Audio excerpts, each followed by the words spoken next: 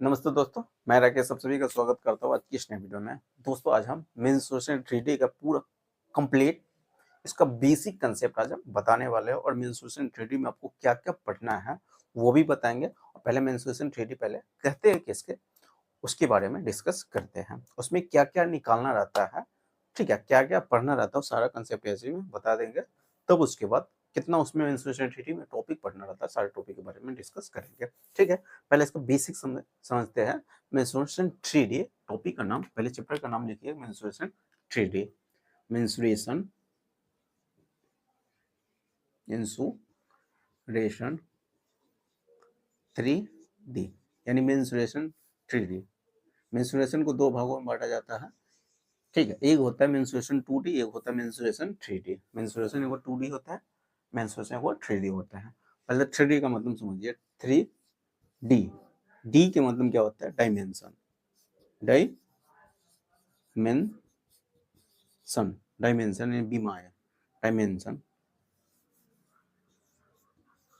Dimension यानी बीमाएं क्या होता है हिंदी में कहेंगे तो बीमाएं, ठीक है। बीमाएं यानी जिसमें लंबाई चौड़ाई और ऊंचाई तीनों हो, उसे क्या कहा जाता है? डायमेंशन कहा जाता है। यानी डायमेंशन मतलब लंबाई चौड़ाई ऊंचाई। डायमेंशन का मतलब होता है लंबाई चौड़ाई ऊंचाई, इसे यही क्या कहलाता है? डायमेंशन कहलाता है, ठीक है। जिसको हम आप सकते हैं लंबाई चौड़ाई ऊंचाई, ये सब क्या है? इसका डायमेंशन है। यही डायमेंशन, ये लंबाई चौड़ाई ऊंचाई को क्या कहते हैं? डायमेंशन कहते हैं। तो 3D में क्या होता है? 3D का मतलब होता है तीन डायमेंशन। एक होता है 2D। 2D मतलब डायमेंशन होता है, डायमेंशन मतलब 2D का मतलब जिसमें लंबाई और चौड़ाई, उसको 2D फिगर कहते हैं। और जिसमें लंबाई चौड़ाई ऊंचाई, लंबाई चौड़ाई ऊंचाई तीनों होता है, उसे 3D फिगर कहते हैं, ठीक है। यानी एक होता है 2D फिगर, एक होता है 3D फिगर। एक होता है 3D फिगर, एक होता है 2D फिगर। 2D फिगर में क्या होता है? जिसमें सिर्फ लंबाई हो चौड़ाई हो, उसे हम 2D फिगर कहते हैं। और 3D फिगर में क्या होता है? जिसमें लंबाई चौड़ाई ऊंचाई तीनों होता है, उसे क्या कहा जाता है? 3D फिगर, ठीक है। यानी जिसको हम x और y एक्सिस में हम रख सकते हैं, वैसा फिगर जिसको हम x और y एक्सिस, इसको x एक्सिस कहा जाता है, इसको y एक्सिस कहा जाता है, ठीक है। जिसको हम x एक्सिस y एक्सिस में हम रख सकते हैं, ठीक है, उसे क्या कहा जाता है? यानी x एक्सिस y एक्सिस में हम रख सकते हैं, उसे हम 2D फिगर कहते हैं। जिसमें x एक्सिस y एक्सिस में कोई स्क्वायर हो जाएगा, रेक्टेंगल हो गया, सर्किल हो गया, ठीक है। कोई भी फिगर ले लेते हैं, ये सब क्या है? 2D फिगर है। ये सब क्या है? 2D figure. और 3D फिगर क्या होता है? जिसमें लंबाई चौड़ाई ऊंचाई तीनों होता है।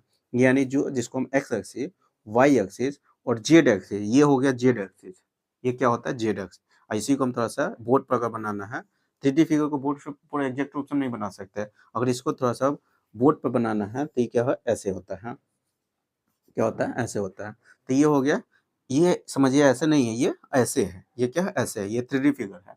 तो 3D फिगर में इसको लंबाई, इसको चौड़ाई और इसको ऊंचाई कह देते हैं, ठीक है। यानी X axis, Y axis, Z axis. तो वैसा फिगर जिसमें हम यानी तीनों एक्सिस हो जाता है, एक्स वाई जेड तीनों एक्सिस हो, तो उसी फिगर को क्या कहा जाता है? 3D फिगर, ठीक है। 3D का फिगर का मतलब अगर दूसरे प्रोफेसर के अनुसार अगर उसको समझेंगे तो वैसा फिगर जिसको जो स्पेस में कुछ जगह घेरता है, तो उसे क्या कहा जाता है? 3D फिगर कहते हैं। जो स्पेस में 2D फिगर क्या करता है? इस बोर्ड पर इतना जगह छेका हुआ है, जैसे में स्क्वायर है तो बोर्ड का इतना जगह छेका हुआ है, सिर्फ बोर्ड का यानी सतह का इतना जगह छेका हुआ, तो इसका क्या है? इसका इसको हम कहते हैं 2D फिगर। लेकिन 3D फिगर क्या होता है? वो स्पेस में, बोर्ड पर नहीं, स्पेस में उतना जगह छेकता है, कुछ जगह वो घेर लेता है। जैसे में ये कलम है, तो कलम क्या किया, यानी ये पेन क्या कर रहा है? इस स्पेस में इतना ही जगह क्या किया है, इतना हवा को हटा के इतना जगह छेका हुआ है, तो इसे क्या कहेंगे? इसको हम कहेंगे 3D फिगर कहेंगे। इसको क्या कहते हैं? 3D फिगर कहते हैं। पहले 2D फिगर और 3D फिगर समझ में आ गया होगा। 3D फिगर में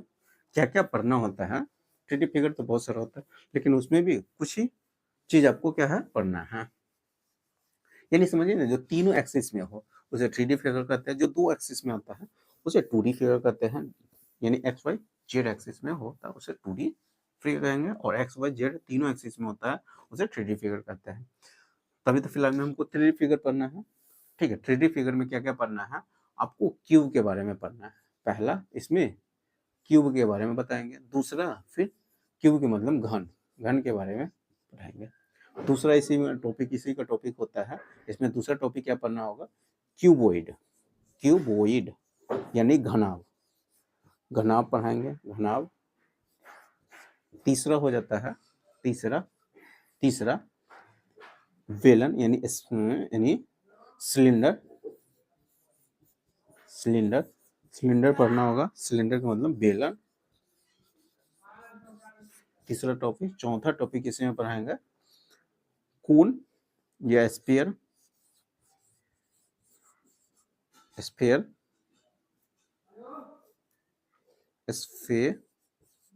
स्फीयर यानी गोला, कहते हैं गोला, गोला पढ़ाएंगे, ठीक है। फिर इसी में आ गया पांचवा आ जाता है स्फीयर, गोला हो गया। कोन यानी शंकु, शंकु पढ़ाएंगे। छठा हो जाता है प्रिज्म, प्रिज्म रहेंगे। सातवां हो गया, इसमें पिरामिड बताएंगे, पिरामिड पढ़ाएंगे, ठीक है। यानी 7 गो टॉपिक टोटल पढ़ना है इसमें, ठीक है। क्यों घन कैसे होता है, तो ऐसा घन होता है, ठीक है। घन को हम एग्जैक्ट रूप से बोर्ड पर नहीं बना सकते, लेकिन काल्पनिक रूप से बना दे, यही इसी को क्या कहा जाता है, घन। यानी कोई भी 3D फिगर को एग्जैक्ट रूप से बोर्ड पर नहीं बना सकते, ठीक है। ये इसको कहा जाता है घन कहा जाता है। बेलन किसे कहा जाता है, बेलन कैसा होता है, तो बेलन ऐसा होगा, ये क्या कहलाता है, बेलन कहलाता है। कल्पना में, काल्पनिक रूप में कि ऐसा बेलन होगा, ये बेलन का कारक है, बेलन हो गया। सॉरी, क्यूबॉइड अभी है, क्यूबॉइड में थोड़ा सा इसे लंबा हो जाता है,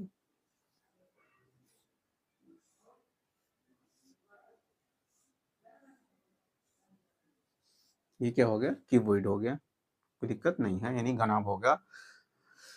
और सिलेंडर में कौन आता है, ये इसको क्या कहा जाता है, सिलेंडर कहा जाता है।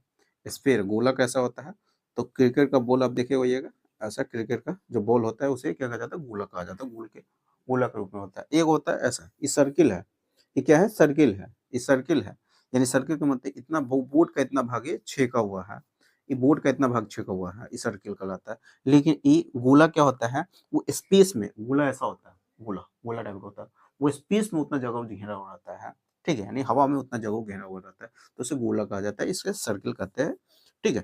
तो इसे 2D फिगर कहते हैं, इसे 3D फिगर कह देते हैं।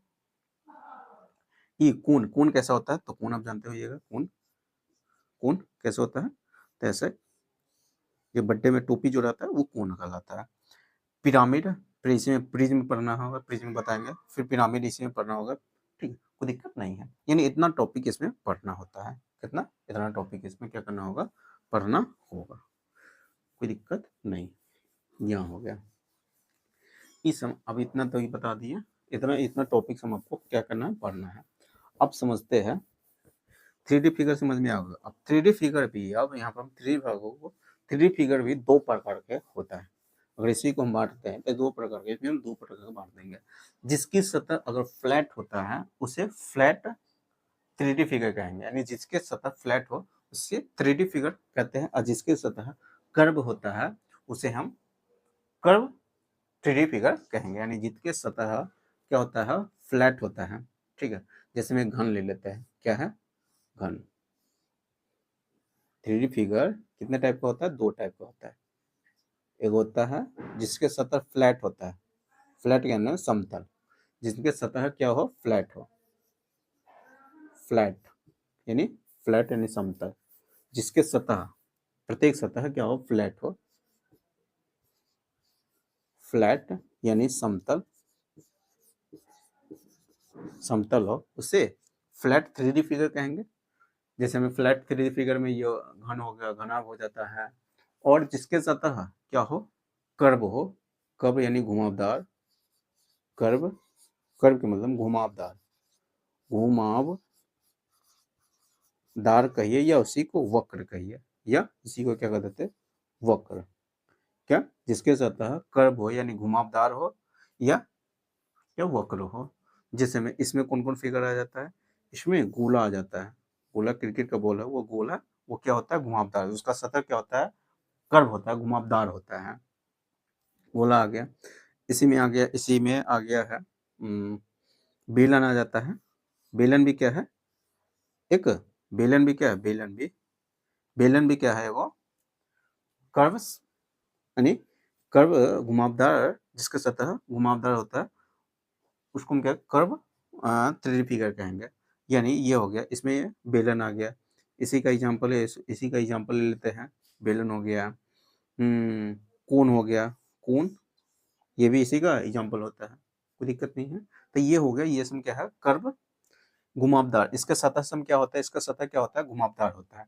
घन घनाभ का सतह क्या होता है, घन घनाभ प्रिज्म पिरामिड, इसका सतह सम क्या होता है फ्लैट होता है, समतल होता है, क्या होता है फ्लैट होता है, कोई दिक्कत नहीं है। तो जिसके सतह फ्लैट होता है उसका क्या निकाला जाता है, लिटरल सरफेस एरिया निकाला जाता है। एक तो समझिए टोटल सरफेस एरिया, पहले सरफेस एरिया के बारे में बता रहे हैं। सरफेस एरिया, सरफेस एरिया का मतलब समझिए, सरफेस एरिया का मतलब सतह का क्षेत्रफल या पृष्ठीय क्षेत्रफल, इसी को हम हिंदी में कहेंगे तो सतह का क्षेत्रफल कहिए, सतह का क्षेत्रफल या पृष्ठीय क्षेत्रफल, किसी को कहते हैं पृष्ठीय क्षेत्रफल। इसका एक और नाम होता है हिंदी में पृष्ठीय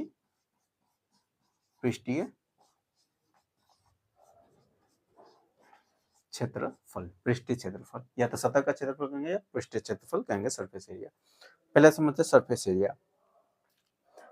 सरफेस एरिया, तो सरफेस एरिया सरफेस का मतलब सतह का क्षेत्रफल। तो देखिए, अगर जिसके सतह फ्लैट होता है उसका उसका क्या निकाला जाता है, एक होता है total surface area. Surface area का मतलब सतह का क्षेत्रफल क्या कहलाता है, सतह का क्षेत्रफल क्या कहलाता है, सरफेस एरिया कहलाता है। अगर हम सतह का क्षेत्रफल निकाल लेंगे तो उसे क्या कहते हैं, सरफेस एरिया कहते हैं। अब इसमें अगर इसका कोई भी 3D फिगर, अगर उसका हम टोटल एरिया निकालेंगे, जितना उस सतह होता है सभी सतह का क्षेत्रफल अगर हम निकाल देंगे तो वही क्या कहलाता है, टोटल सरफेस एरिया कहलाएगा। क्या कहलाता है, टोटल सरफेस एरिया। सभी सतह का क्षेत्रफल निकाल लेंगे तो उसको हम कहेंगे total surface area. Total surface area, या वो इसके अंतर्गत जिसका सतह फ्लैट होता है उसका भी टोटल सरफेस एरिया निकाला जाता है, जिसका सतह कर्व होता है उसका भी टोटल सरफेस एरिया निकाला जाता है। टोटल सरफेस जब भी निकालना होगा तो कैसे निकाला जाता है, उसको कैसे निकालिएगा, तो area of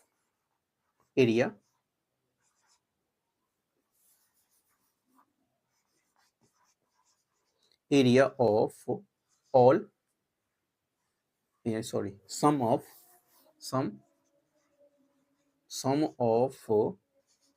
all, sum of area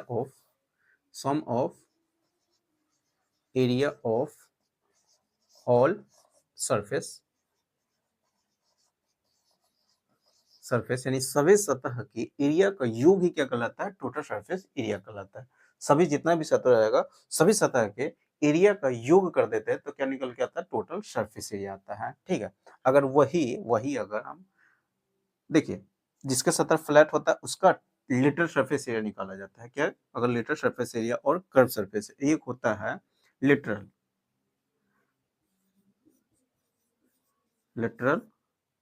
surface area, जिसको शॉर्टकट में क्या कहते हैं, LSA, शॉर्टकट में LSS कहते हैं। हिंदी में इसको कहेंगे पार्श्व पृष्ठीय क्षेत्रफल, पार्श्व पृष्ठीय क्षेत्रफल, पार्श्व पृष्ठीय क्षेत्रफल। एक होता है कर्व पृष्ठीय क्षेत्रफल, कर्व सरफेस एरिया, यानी इसका हिंदी में इसको कहेंगे तो वक्र पृष्ठीय क्षेत्रफल, इसको हिंदी में कहते हैं वक्र पृष्ठीय क्षेत्रफल।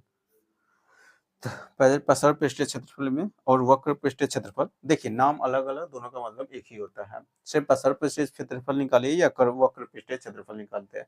वक्र पृष्ठीय क्षेत्रफल या लेटरल सरफेस यानी लेटर सरफेस एरिया, पसर पृष्ठीय क्षेत्रफल निकालिए, वक्र पृष्ठीय क्षेत्रफल, दोनों का मतलब एक ही होता है, भले नाम अलग अलग है, दोनों का मतलब एरिया ही निकालना होता है। सिर्फ क्या करना, दोनों में ना ऊपर का एरिया लेना रहता है ना नीचे का एरिया लेना रहता है, सिर्फ चारों ओर का एरिया लेना रहता है, ना ऊपर का एरिया लेते हैं ना नीचे का एरिया लेते हैं। जिसका सतह होता है फ्लैट होता है, तो फ्लैट में भी इसका ना ऊपर का एरिया लेना होगा ना नीचे का एरिया, चारों दीवारों का क्षेत्रफल ले लेते, जैसे में घन हो गया, चारों दीवारों को सिर्फ क्षेत्रफल निकाल लेंगे, वही क्या कहलाता है, लेटर सरफेस एरिया कहलाता है। जिसका सतह फ्लैट होता है, जैसे में घन का प्रत्येक सतह फ्लैट होता है, समतल होता है, उसका लेटर सरफेस एरिया निकालते हैं। और जिसका सतह, जैसे में इसका बेलनाकार का आकार का है, तो इसका सतह क्या वक्र है, घुमावदार है, तो इसका हम क्या निकालेंगे, curve surface area. Curve surface area में क्या होता है, न ऊपर के न नीचे का एरिया लेना रहता है ना ऊपर का, सिर्फ इसका एरिया ले लेते हैं, तो यही क्या कहलाता है, वक्र पृष्ठीय क्षेत्रफल, नहीं कर्व सरफेस एरिया। जैसे घनाकार होगा, तो घनाकार में भी ना ऊपर का एरिया लेना होगा ना नीचे का एरिया लेना होगा, सिर्फ चारों दीवारों का एरिया यानी चारों सतह का क्षेत्रफल ले लेते हैं, तो लेटर सरफेस एरिया निकल जाएगा, उसका कोई दिक्कत नहीं। तो लेटर सरफेस एरिया और कर्व सरफेस एरिया दोनों का मतलब एक ही होता है, दोनों का मतलब क्या होता है, एक ही होता है, भले नाम क्या है अलग अलग है। तो लेटर सरफेस एरिया और कर्व सरफेस एरिया समझ में आ गया होगा। टोटल सरफेस एरिया अगर निकालना होगा, sum of area of all surface, यानी सभी सतह का क्षेत्रफल हम निकाल देंगे, तो क्या निकल के आ जाएगा, टोटल सरफेस एरिया निकल के आ जाएगा। कोई दिक्कत नहीं है, सिर्फ आपको समझाना है, समझना था यहाँ पर कि लेटर सरफेस एरिया किसका निकाला जाता है और कर्व सरफेस एरिया किसका निकाला जाता है। जिसके सतह फ्लैट होता है उसका लेटर सरफेस एरिया निकालते हैं, और जिसका सतह कर्व घुमावदार होता है उसका कर्व सरफेस एरिया हम निकालते हैं। ठीक है, कोई दिक्कत नहीं है। ये हो गया। अब ये वो कंसेप्ट और थोड़ा सा हम बता देते हैं यहाँ। ये वो घनाकार आकृति का एगो हम बक्सा अति बना रहे हैं, ठीक है, टंकी। ये टंकी बनाया है जो घन के आकार का है, जिसकी प्रत्येक भुजा की लंबाई हम मान लेते हैं 1 मीटर, मान लेते हैं क्या मीटर, 1 मीटर। 1 मीटर लंबा है और 1 मीटर ही चौड़ा है और 1 मीटर ही क्या है, ऊंचाई है, ठीक है, घन है, जिसकी प्रत्येक भुजा की लंबाई कितना कितना 1-1 मीटर मान लिए हैं, ठीक है। अब क्या करते हैं, इसका हम आयतन आयतन आयतन निकालेंगे, वॉल्यूम निकालेंगे। 1 मीटर इंटू 1 मीटर गुने 1 मीटर, यही होता है, लंबाई गुने चौड़ाई गुने ऊंचाई, ये होता है, यानी भुजा क्यू होता है 1 क्यू कितना, 1 क्यू, 1 क्यू डायरेक्ट हम मीटर क्यू लिख देते हैं, मीटर क्यू हो जाता है 1 मीटर क्यू हो जाएगा कितना, 1 मीटर क्यू, यानी वॉल्यूम हो गया। इसका अगर वॉल्यूम निकालेंगे तो कितना, 1 मीटर क्यू आ जाएगा, कितना आ जाएगा, 1 मीटर क्यू आ जाएगा इसका वॉल्यूम। यही होता है वॉल्यूम। अब वॉल्यूम के मतलब आपको मालूम होना चाहिए, वॉल्यूम क्या है, कैपेसिटी, यानी इसका कैपेसिटी, वॉल्यूम के मतलब इसके कैपेसिटी, इस टंकी का कैपेसिटी कितना है, यानी कितना इस कैपेसिटी कितना है। तो मान लेते हैं जिस एगो हम टंकी बनाया जिसकी लंबाई 1 मीटर लंबाई हो, 1 मीटर चौड़ाई है, 1 मीटर ऊंचाई हो, ठीक है। और उसमें अब क्या कर देते हैं, पानी से उसको हम भर देते हैं। पानी से क्या किए, इसको हम पानी से पूरा पूरा भर दिए। इस टंकी को क्या किया है, पानी से पूरा पूरा क्या किया, भर दिया है। पूरा पानी से टंकी को हम क्या किए है, भर दिए। अब इसमें इस टंकी में जितना पानी आया है, जितना पानी इसमें समाया है, उस पानी को मान लिया गया है 1 लीटर, मान लिया गया, हम नहीं माने, मान लिया गया है 1 लीटर। इस टंकी में जितना पानी आया है इसका आयतन निकाले 1 मीटर क्यूब, 1 मीटर क्यूब। अब इसमें हम जितना पानी आया, पानी का मतलब कैपेसिटी, इस टंकी में कितना टोटल पानी आया है, तो मान लिया गया जितना पानी समाया है उस पानी को मान लेता है, वो पानी टोटल कितना था, 1 लीटर मान लिया गया है। जैसे में 1 केजी मान लिया गया, इतना वाट ले लेते, इसको मान लेते 1 केजी है, ये क्या 1 केजी है, इतना ले लेते, इसको मान लेते 2 केजी है, ठीक है। वैसे ही 1 मीटर लंबा एक ऐसा घन बनाते हैं, एक ऐसा टंकी बनाते हैं जिसका लंबाई 1 मीटर हो, चौड़ाई 1 मीटर, ऊंचाई 1 मीटर हो, और उसमें पूरा पानी टंकी को फुल कर देते हैं पानी से। अब उसमें मान लिया गया कि 1 लीटर उसमें पानी है, कितना लीटर, 1 लीटर पानी है, कोई दिक्कत नहीं है। 1 लीटर, सॉरी 1 लीटर नहीं, 1000 लीटर उसमें पानी समाया है, कितना लीटर, 1000 लीटर, 1000 लीटर, 1000 लीटर मान लिया गया है, ठीक है। इस टंकी को पूरा पूरा हम क्या किए, भर दिए हैं। अब इस टंकी में जितना पानी आया है उस पानी को मान लिया गया है 1000 लीटर, क्या मान लिया गया है, 1000 लीटर मान लिया गया कि टंकी में जितना पानी समाया उस पानी को मान लेता है 1000 लीटर। ये हमने माना हुआ है, पहले से ही मान लिया गया है। यानी 1 मीटर क्यूब बराबर होता है 1 मीटर क्यूब बराबर, ये दोनों में रिलेशन निकल गया लीटर और मीटर में। 1 मीटर क्यूब बराबर होता है 1000 लीटर। 1000 लीटर, कोई दिक्कत नहीं है। ये हमेशा आपको याद करके रखना है कि 1 मीटर के बराबर 1000 लीटर होता है। और यहाँ से अब 1 लीटर अगर हम निकालेंगे, 1 लीटर निकालेंगे तो 1 लीटर निकालेंगे तो 1/, कितना हो गया 10 के पावर 3 मीटर क्यूब। ये इधर आ जाएगा तो 1/10 के पावर 3 मीटर क्यूब हो गया। इसी को अगर हम ऊपर ले जाएंगे तो 10 के पावर -3 मीटर क्यूब। और 1 मीटर 1 मीटर बराबर हम जानते हैं 100 सेंटीमीटर होता है। 100 सेंटीमीटर यानी 10 के पावर 2 सेंटीमीटर, यही होता है। तो यहाँ मान अगर हम लोग पुट कर देंगे, यहाँ पर इसका मान हम पुट करेंगे 1 मीटर का मान, तो 10 के पावर -3 और यहाँ पर मान पुटेंगे तो 10 के पावर 2 सेंटीमीटर का क्यों करेंगे तो 10 के पावर -3 हो गया। 10 के पावर -3 इधर गुना ब्रैकेट घेरा हुआ रहता है तो पावर के आपस में गुना हो जाता है। 3 दूना 6, 10 के पावर कितना होगा 6 सेंटीमीटर क्यूब। इधर गुना बेस बराबर आता है तो पावर जुट जाता है, तो -3 है +6 है तो कितना हो गया 10 के पावर 3 सेंटीमीटर क्यूब। 10 के पावर 3 सेंटीमीटर का मतलब 1000 सेंटीमीटर क्यूब होता है 1 लीटर बराबर। 1 लीटर बराबर होता है 1000 सेंटीमीटर। 2 पॉइंट याद कर लीजिएगा। 1 मीटर क्यूब बराबर होता है 1000 लीटर, जबकि 1 लीटर बराबर हो जाएगा 1 लीटर बराबर, दोनों में रिलेशन हमें निकाल दिए। 1 लीटर बराबर होता है 1000 सेंटीमीटर क्यूब के बराबर होता है। यानी एगो हम ऐसा टंकी बनाएंगे, एगो ऐसा टंकी बना लेते हैं जिसकी लंबाई, एगो ऐसा टंकी हम बनाए हैं जिसकी लंबाई चौड़ाई और ऊंचाई तीनों 10-10 मीटर अगर हम ले लेंगे, 10 सेंटीमीटर लंबा और 10 सेंटीमीटर चौड़ा और 10 सेंटीमीटर ऊंचा ले लेते हैं, तो इसमें जितना पानी समाएगा उस पानी को कितना पानी इसमें समा जाता है तो 1 लीटर पानी इसमें समा जाता है।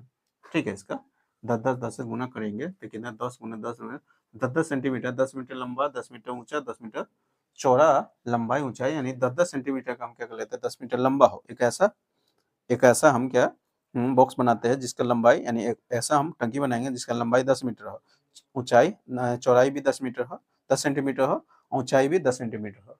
अब उसमें कितना पानी आ जाएगा तो उसमें 1 लीटर पानी आएगा। उसमें आप पानी से फिल करेंगे तो उसमें कितना पानी आ जाएगा 1 लीटर पानी आ जाएगा, कोई दिक्कत नहीं।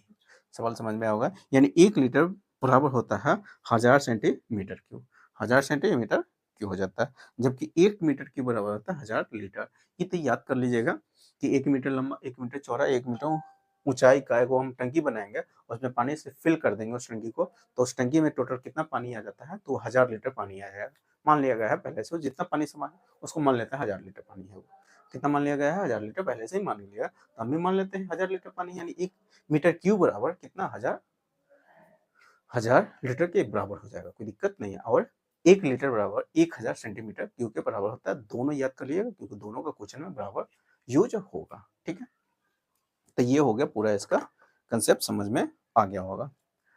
तो आज फिलहाल में हम यहीं तक रखते हैं ना, तो ये कंसेप्ट और बता देते हैं। वो कंसेप्ट और है यहाँ पर हम बता देते हैं, पहले इसको मिटा देते हैं, ये समझ में आ गया होगा। ये वो कंसेप्ट और समझिए कि कोई भी 3D फिगर के लिए, पहले इसको मिटा देते तब यहाँ पर लिखिए कि आपको हम समझाते हैं।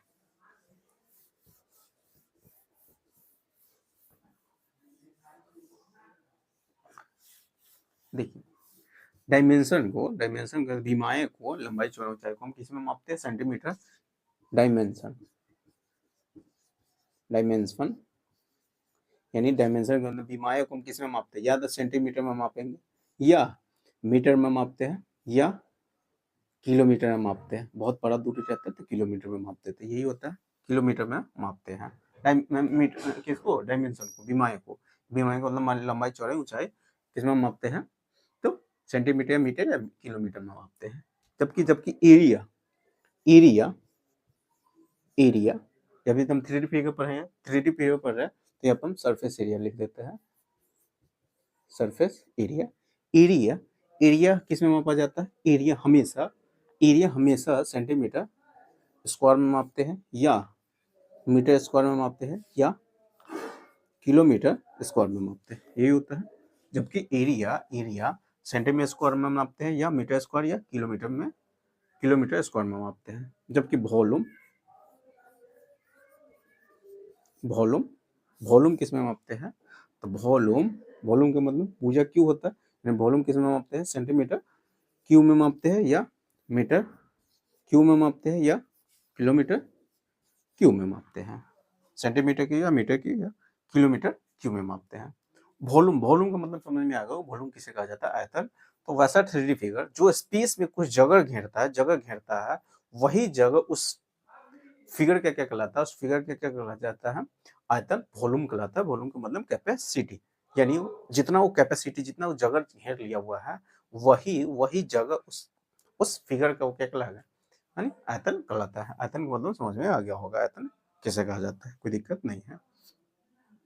ये जब भी हम वॉल्यूम को मापते हैं या तो सेंटीमीटर क्यूब में या मीटर क्यूब या किलोमीटर क्यूब में, जबकि एरिया को जब भी मापेंगे तो सेंटीमीटर स्क्वायर या मीटर स्क्वायर या किलोमीटर स्क्वायर में मापते हैं। जबकि डायमेंशन डिमाए लंबाई चौड़ाई ऊंचाई से मापते हैं सेंटीमीटर मीटर किलोमीटर में मापते हैं। ये हो गया, ठीक है। अब हम किसी भी 3D फिगर के लिए कंसेप्ट बता रहे हैं, किसी भी 3D फिगर के लिए कंसेप्ट बता रहे हैं, यानी एनी 3D फिगर, किसी भी 3D फिगर के लिए कंसेप्ट ये बता रहे हैं। अगर किसी भी 3D फिगर में अगर प्रत्येक डायमेंशन को अगर हम दो गुना कर देते हैं, प्रत्येक डायमेंशन क्या कर देते हैं? दो गुना कर देते हैं, तो एरिया क्या गुना हो जाएगा और वॉल्यूम क्या गुना हो जाएगा, वो आपको पता है। यानी प्रत्येक, जैसे में हम एगो खेत ले लेते हैं, ठीक है, खेत घनाकार रूप के खेत है, उसमें हम गड्ढा खनते हैं, गड्ढा एगो खनता है, जिसकी लंबाई चौड़ाई ऊंचाई यही घनाकार का है, ठीक है, घन के आकार का है। एगो खेत है, जो खेत में गड्ढा खोदा गया है, जिसका लंबाई इतना है, चौड़ाई इतना है, ऊंचाई इतना है। अब उसके प्रत्येक डायमेंशन को, यानी लंबाई चौड़ाई ऊंचाई प्रत्येक डायमेंशन के, पहले इस घन को खनते थे, इस घन को खनने में पहले मान लेते 2 घंटा लगता था। क्या घंटा लगता था? 2 घंटा। अब इसमें क्या करते, लंबाई को भी दोगुना कर देते हैं, मान लेते 8 घंटा लगता था। क्या? 8 घंटा लगता था, ठीक है, ये तो ले लेते हैं 2 घंटा, 2 घंटा लग लेते हैं।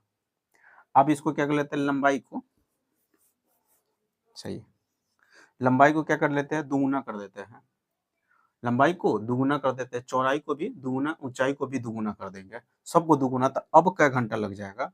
अब इसको गड्ढा खनने में अब क्या घंटा लग जाएगा? गड्ढा खनने में अब क्या घंटा लग जाएगा? तो टोटल पहले से की अपेक्षा क्या घंटा लगेगा? पहले की अपेक्षा 8 गुना समय लग जाएगा। यानी 2 गुना प्रत्येक डायमेंशन का किए हैं, दुगुना किए, प्रत्येक डायमेंशन को दुगुना किए हैं। तो अब जो पहले जितना समय लगता था, उससे अब 8 गुना समय लग जाता है। पहले हम दो प्रत्येक डायमेंशन 2 गुना किया था, अब क्या गुना समय लग जाएगा? 8 गुना समय लगे, यानी 2 के पावर 3 गुना, 2 के पावर 3 के मतलब 8 गुना समय लग जाएगा। 2 के पावर 3 गुना समय लगेगा, 2 के पावर 3 के मतलब 8 गुना समय, पहले की अपेक्षा 8 गुना समय लगेगा। क्या गुना? 8 गुना समय लगेगा, ठीक है। अगर एरिया में हम ले लेंगे, एगो एरिया क्या गुना होता है? जैसे में एगो रेक्टेंगल है, ये क्या है? रेक्टेंगल है। इसके प्रत्येक सतह को हम क्या ए क्या है? आयत है। इसके प्रत्येक सतह, पहले इस खेत को जोतने में, मान ले इस खेत को जोतने में, पहले इस खेत को जोतने में 2 घंटा लगता था, 2 घंटा लगता था इस खेत को जोतने में 2 घंटा। अब इसकी लंबाई को भी दोगुना कर देते हैं, चौड़ाई को भी दोगुना कर देंगे, तब पहले की अपेक्षा अब क्या घंटा लग जाएगा? तो पहले की अपेक्षा, यानी पहले 2 घंटा लगता था, अब लंबाई को भी दोगुना किया, चौड़ाई को भी दोगुना कर दिया है, तो अब पहले की अपेक्षा क्या घंटा लग जाएगा? तो पहले की अपेक्षा 2 के स्क्वायर यानी 4 गुना समय लगता है। क्या गुना? 2 के स्क्वायर यानी 4 गुना समय लग जाएगा। 2 के स्क्वायर का मतलब 4 गुना समय लग जाएगा। और घनाकार रह जाएगा तो वही 8 गुना समय लग जाएगा। क्या गुना? 8 गुना, 2 के पावर 3 के मतलब 2 के पावर 3 8 गुना समय लगता है। जब वो घन के आकार का हम गड्ढा खनते, पहले गड्ढा खनते थे, तो किसी गड्ढा को खनने में पहले 2 घंटा लगता था, अब उसके लंबाई को भी दोगुना कर दिए, चौड़ाई को भी दोगुना कर दिया, ऊंचाई को भी दोगुना कर देते हैं, तो अब गड्ढा खनने में पहले की अपेक्षा 8 गुना समय लग जाएगा, ठीक है। ये हो गया दोगुना करते तब। अगर हम प्रत्येक डायमेंशन को 3 गुना कर देते हैं, तो पहले की अपेक्षा एरिया भी क्या गुना हो जाता है? तो 3 का स्क्वायर यानी 9 गुना हो जाएगा। पहले की अपेक्षा आयतन कितना हो जाएगा, पहले पहले पहले की अपेक्षा आयतन क्या गुना हो जाता है, तो 3 के क्यू यानी 27 गुना हो जाएगा। पहले की अपेक्षा 27 गुना हो जाएगा। ठीक है, वॉल्यूम, कोई दिक्कत नहीं है। तो यही हो गया। तो यह हम डायरेक्ट के में बता देते हैं। अगर किस प्रत्येक डायमेंशन को अगर हम के गुना कर रहे हैं तो उसका एरिया क्या गुना हो जाएगा, तो एरिया के स्क्वायर गुना हो जाएगा। और वॉल्यूम वॉल्यूम आयतन क्या गुना हो जाता है, तो वॉल्यूम के क्यू क्यू के गुना हो जाएगा। वॉल्यूम क्या, के क्यू के गुना हो जाएगा, कोई दिक्कत नहीं है। ये हो गया 3D, किसी भी 3D फिगर के लिए कंसेप्ट याद करके रखिएगा। अगर साइड को दुगुना किए हैं तो एरिया 4 गुना हो जाएगा और वॉल्यूम 8 गुना हो जाएगा। अगर साइड को हम 3 गुना कर देते हैं तो वॉल्यूम 27 गुना हो जाएगा और एरिया 9 गुना हो जाएगा। अगर हम 4 गुना कर देते हैं प्रत्येक साइड को तो आयतन एरिया क्या गुना हो जाएगा, एरिया 16 गुना हो जाएगा, जबकि वॉल्यूम 64 गुना हो जाता है। कोई दिक्कत नहीं है। ये हो गया कंसेप्ट, समझ में आ गया होगा। किसी भी फिगर के लिए कंसेप्ट हम बता दिए। तो आज हम फिलहाल में यहीं तक रखते हैं। पूरा कंसेप्ट 3D में हम बता दिए। अब इसमें हम टॉपिक बाय टॉपिक पहले बताएंगे। पहले घन के बारे में बताएंगे, उसका फॉर्मूला बताएंगे, फिर क्वेश्चन को प्रैक्टिस करेंगे, फिर क्यू के बारे में यानी क्यूबॉइड के बारे में, घनाभ के बारे में बताएंगे। ठीक, टॉपिक बाय टॉपिक बताएंगे। तो फिलहाल में आज हम यहीं तक रखते हैं। अगर वीडियो अच्छा लगा होगा तो वीडियो को लाइक कर दीजिएगा। अब तक चैनल को सब्सक्राइब नहीं किया हुआ तो चैनल को सब्सक्राइब कर लेगा, साथ में बेल आइकन को प्रेस कर दीजिएगा। इससे क्या होगा, मैं जितने वीडियो अपलोड करूंगा सारे वीडियो नोटिफिकेशन आपको मिलता रहेगा। ठीक है, तो चलिए फिर मिलते हैं नेक्स्ट वीडियो में।